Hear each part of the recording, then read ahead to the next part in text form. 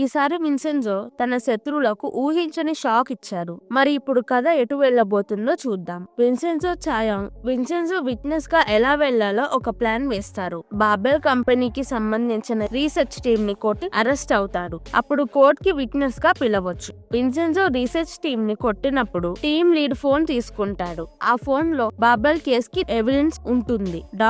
Babel కంపెనీలో doctors chemicals వల్ల చనిపోలేదు అని కోర్టులో అబద్ధం చెప్తాడు. ఇది రాంగ్ అని ప్రూవ్ చేయడానికి చాయాంగ్ ఇంకొక డాక్టర్ ని కోర్టులోకి తీసుకొస్తుంది. తనే డాక్టర్ వైఫ్ కూడా ఒక డాక్టర్ చేసే ఇల్లీగల్ పనులు, దాచిపెట్టిన డబ్బులు, అఫైర్స్ అని విన్సెంజో డాక్టర్ వైఫ్ కి చెప్పి కేసులో హెల్ప్ అడుగుతాడు. అంతేకాదు డాక్టర్ డ్రగ్స్ కూడా తీసుకుంటూ ఉంటాడు. డాక్టర్ వైఫ్ బాబెల్ కంపెనీ తయారు చేసిన డ్రగ్స్ ని టెస్ట్ చేసి బాబెల్ కంపెనీ డేంజరస్ అని కోర్టులో చెప్తుంది. డాక్టర్ వైఫ్ కి డాక్టర్ ఎఫైర్స్ పెట్టుకున్నాడని ముందే తెలుసు. కానీ ఇల్లీగల్ పనులు చేస్తున్నాడని కోపంతో డాక్టర్ ని కోర్టులోనే కొడుతుంది. డాక్టర్ వైఫ్ డాక్టర్ ని కొడుతూనే ఉంటుంది. అక్కడ పోలీస్ వచ్చి డాక్టర్ వైఫ్ ని వెనక్కి లాగుతారు. ఇంతటితో కోర్టు సీన్ అయిపోతుంది.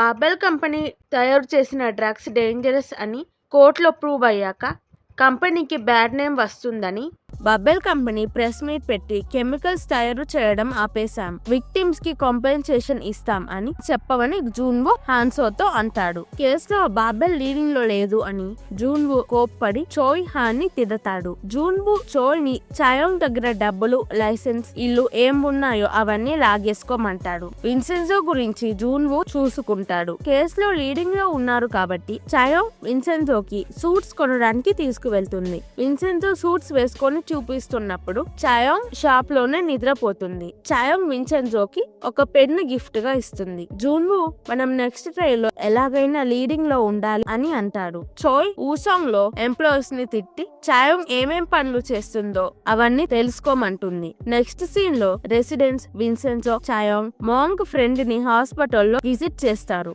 అక్కడ విన్సెంజో ప్లాజా గురించి ఒక గుడ్ న్యూస్ ఉంది, రేపు మీటింగ్ పెట్టి చెప్తాను అంటాడు. గుడ్ న్యూస్ అన్నా కూడా రెసిడెంట్స్ సంతోషపడకుండా ఆలోచిస్తారు. బాబెల్ టీమ్ లీడర్ ఇంకా బిల్డింగ్ కూల్చడం ఆపలేడు. 1 వీక్ లోపు కూల్చేస్తారు. మిస్టర్ చా ఒక బిల్డర్ ని తీసుకెళ్తాడు. అతను ప్లాజాలో నుంచి గోల్డ్ బిల్డింగ్ కూలిపోకుండా బయటికి తీయగలడు అని. చోయ్ ఒక చీఫ్ లాయర్ దగ్గరికి వెళ్లి బాబెల్ కంపెనీకి సపోర్ట్ చేయమని డబ్బులు ఇస్తాం అంటుంది. చీఫ్ లాయర్ బాబెల్ కంపెనీ న్యాయం వైపు ఉండదు అని సపోర్ట్ చేయడు. విన్సెంజో ప్లాజాకి వెళ్ళినప్పుడు ఎవరో గట్టిగా నవ్వుతూ ఉంటారు. విన్సెంజో స్లోగా డోర్ తీసి చూస్తే ఒక అతను ఉంటాడు. అతని ఫేస్ తలకిందులుగా ఉంటుంది. విన్సెంజో భయపడి కింద పడిపోయి పెద్దగా అరుస్తాడు.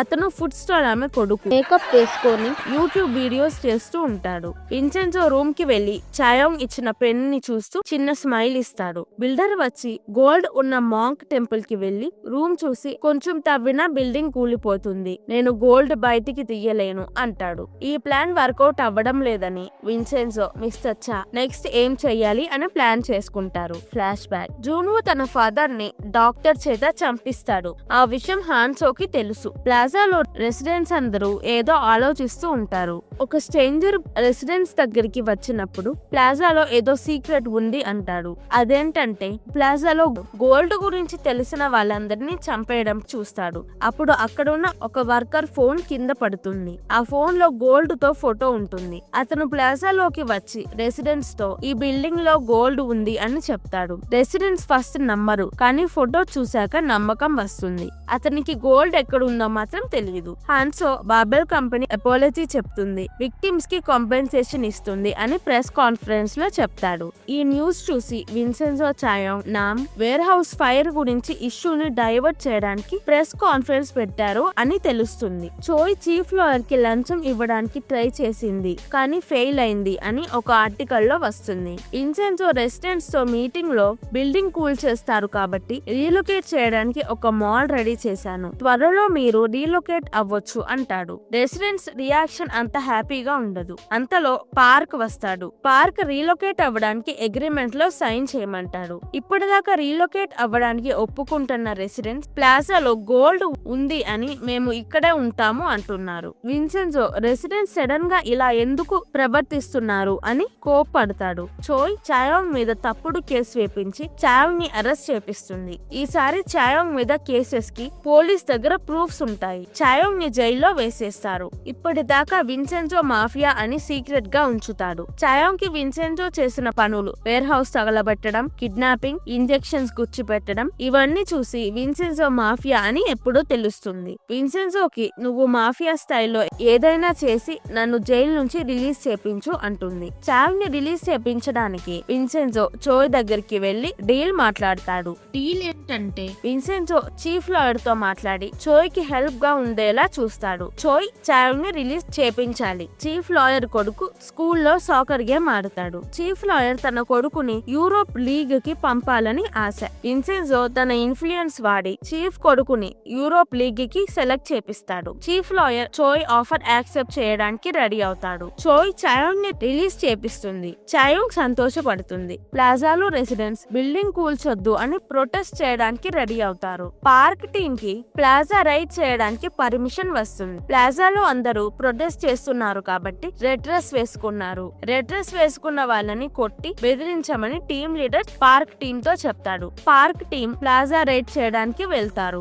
ఇదంతా విన్సెంజో విసచ్చా వేసిన ప్లాన్. పార్క్ టీమ్ ని ప్లాజాని రైడ్ చేపించి వీడియో తీసి పబ్లిక్ కి సోషల్ మీడియాలో ఇల్లీగల్ గా ఇదంతా చేస్తున్నారు అని చూపించడానికి ఈ ప్లాన్ వేస్తారు. అప్పుడు బిల్డింగ్ కూల్చే ప్లాన్ పోస్ట్ పోన్ అవుతుంది. రెసిడెంట్స్ కి ఏమి కాకూడదని రెసిడెంట్స్ లాగా కొంతమంది మనుషుల్ని పెడతాడు. వాళ్ళని రెడ్ డ్రెస్ వేసుకొని రమ్మంటాడు. ఆ మనుషులు పార్క్ టీమ్ తో కొట్టించుకొని వీడియో తీయంగానే వెళ్లిపోవచ్చు. ఫుడ్ స్టాల్ ఆమె కొడుకుతో విన్సెంజో వీడియో తీపించి సోషల్ మీడియాలో పోస్ట్ చేయమంటాడు. పార్క్ మనుషులు ప్లాజాకి వస్తారు. అక్కడ గీసోక్ యాక్సిడెంటల్ గా రెడ్ కలర్ జాకెట్ వేసుకొని ఉంటాడు. పార్క్ టీం గీసోక్ ని కొడతారు. పార్క్ టీం గీసోక్ ని కొడుతున్నారు అని తెలిసి రెసిడెంట్స్ అందరూ పార్క్ టీం ని కొట్టడానికి వెళ్తారు. ఇదంతా ఫుడ్ స్టాల్ ఆమె కొడుకు వీడియో తీస్తూ ఉంటాడు. విన్సెంజో హైర్ చేసిన మనుషులు ఏదో ప్రాబ్లం వచ్చి ప్లాజాకి రాలేకపోతారు. పార్క్ టీం ని రెసిడెంట్స్ హ్యాండిల్ చేస్తారు. విన్సెంజో చాయోంగ్ రెసిడెంట్స్ ఫైట్ చేయడం చూసి